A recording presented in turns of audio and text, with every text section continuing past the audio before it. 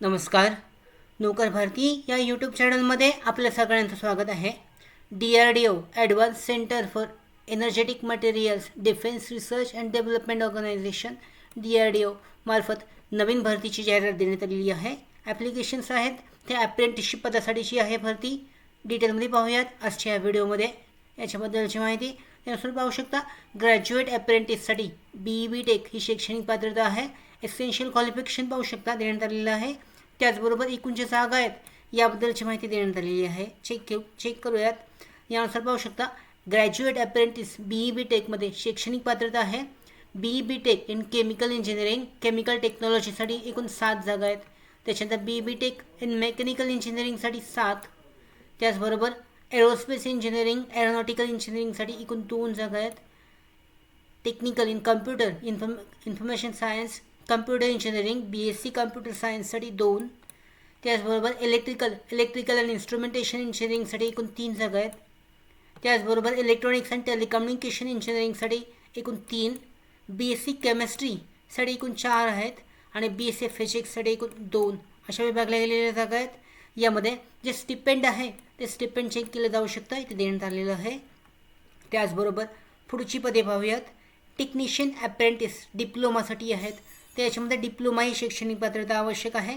पदे पाहू शकता. डिप्लोमा इन मेकॅनिकल इंजिनिअरिंगसाठी एकूण 4.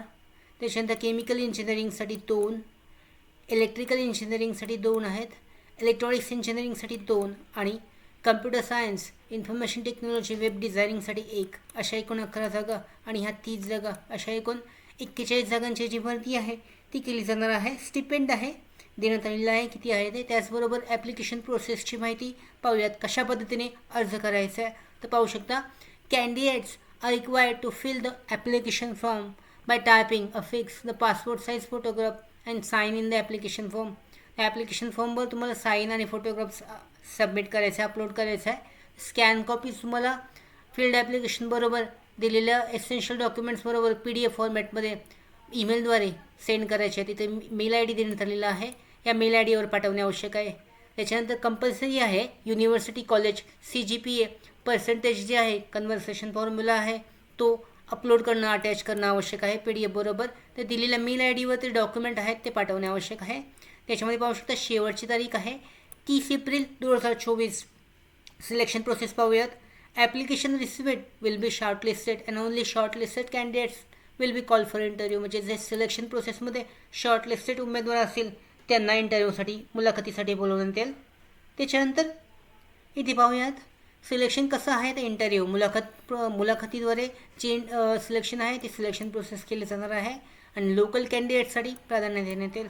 त्याचबरोबर पुढच्या जी डिटेलमध्ये माहिती आहे medical fitness certificate police verification certificate ते सुद्धा जॉईनिंगची वेळी आवश्यक आहे.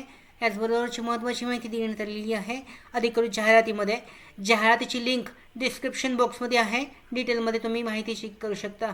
अशा पद्धतीने जी भरती आहे यासाठीचा जो अर्ज आहे अर्ज देण्यात आलेला आहे तो अर्जाचा तुम्हाला प्रिंटआउट काढून तो फिलआउट करून PDF फॉर्मॅटमध्ये दिलेल्या जो मेल ID आहे त्या मेल IDवर डॉक्युमेंटसह पाठवणे आवश्यक आहे. अशा पद्धतीने ह्या अप्रेंटिस पदासाठीच्या भरतीसाठी तुम्ही ऑनलाईन पद्धतीने ऑफलाईन पद्धतीने अर्ज करू शकता.